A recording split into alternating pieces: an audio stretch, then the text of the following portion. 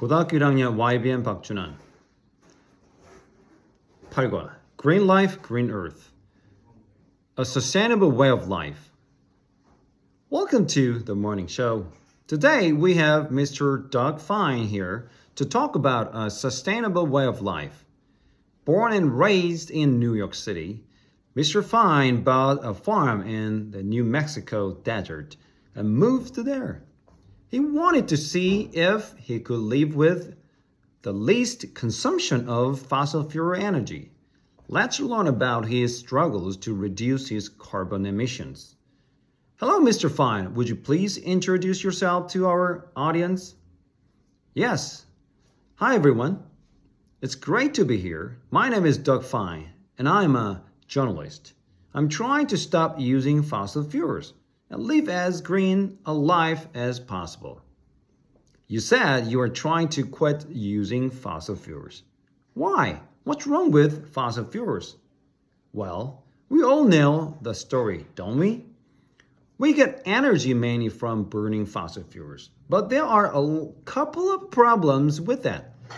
Fossil fuels are not renewable, which means that sooner or later, we're going to run out of them. Also, they harm the environment. When you burn fossil fuels, carbon gas is produced, which has a harmful effect on the climate. Climate change is not news, but we're likely to think it's none of our business. I hadn't taken it seriously before either. While working on a documentary in Alaska, however, I realized that climate change is serious and that I, along with everyone else, am responsible for it. I could see it with my own eyes. Enormous ice sheets were melting away. It struck me hard that I was sending carbon into the air whenever I turned on the lights, drove a car, or even went shopping for food. I felt I had to do something. So you decided to change your way of life. What exactly did you do? To begin with, I gave up city life. Do you know that the two things in our lives that burn the most fossil fuels are electricity and transportation? But who could live entirely without them? We certainly cannot. If it were not for electricity and transportation, we would have to live like primitive people. So I wanted to set up a more sustainable system of providing for them, different from the current one that is so dependent upon fossil fuel energy. It was difficult for me to do this in a city as big as New York. In other words, you wanted to enjoy all the benefits of the modern age only with a lot less fossil fuels.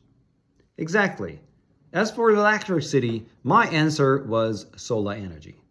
It's also the reason I chose New Mexico. The sun shines almost all year around there. Still, it was not easy for me to get electricity from sunlight. Solar panels are surprisingly expensive, and I had trouble putting them in place. It was worth the effort, though. Now, a large part of the electricity used on my farm is produced by my DIY solar system. After going solar, my farm uses only 1/10 of the fossil fuel energy used by the average American household. And regarding transportation, I hear you now drive a very special truck. Fine, yes.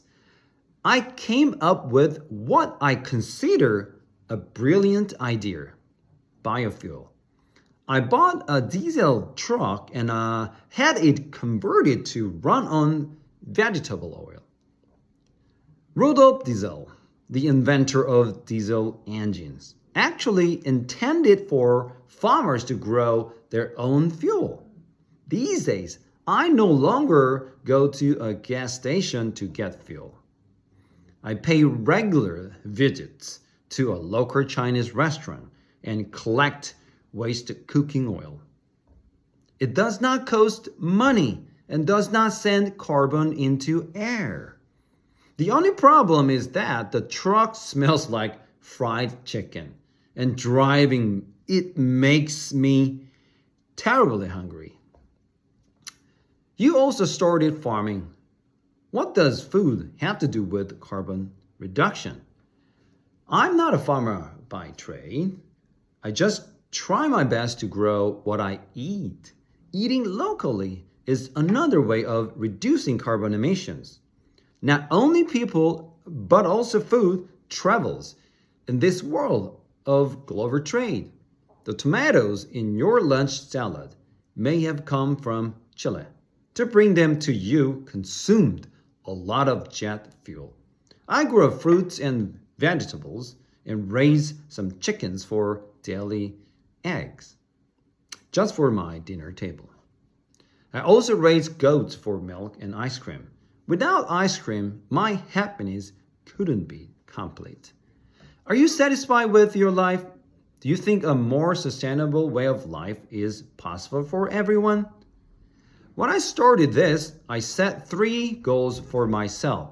Use less oil, power my life with solar energy, and eat locally. It's been only a year, but I believe I've made significant progress. If we stay aware and keep trying, I'm certain that we can build a better future. Not everyone can do what I did, but everyone can and should try to reduce their carbon consumption. Mr. Fine, thank you very much for joining us. Mr. Fine says, "My pleasure. Thank you for having me."